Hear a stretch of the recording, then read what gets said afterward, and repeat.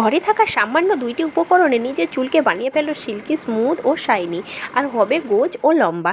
আগে দেখো আমার চুলটা কেমন ছিল, রুক্ষ ও পাতলা, তবে আমি মাত্র এই 2টি উপকরণে করে ফেললাম স্মুথ, শাইনি ও গোজেও হয়েছে, লম্বাইও হয়েছে। তোমরা তো দেখলেই, ও শেষ পর্যন্ত দেখতে থাকো আমি কিভাবে তাহলে চুলের কেয়ারটা করলাম। তো এখানে এখন আমি নিয়েছি মেথি ও চাল। এটি সাধারণত সবার বাড়িতেই থাকে।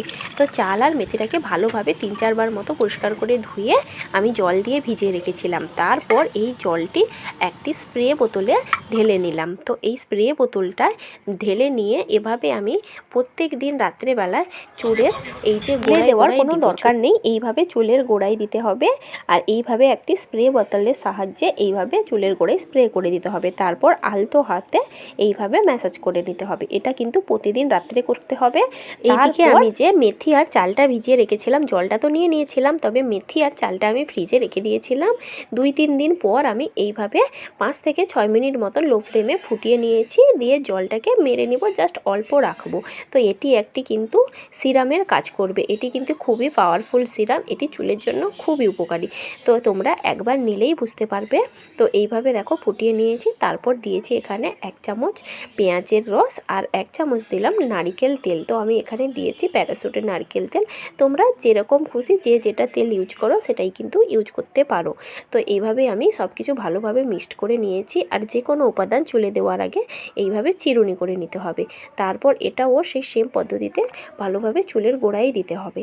তো এইভাবে আমি ভালোভাবে লাগিয়ে নিয়েছি। তারপর দেখো আমি স্নান দান করে চলে এসেছি।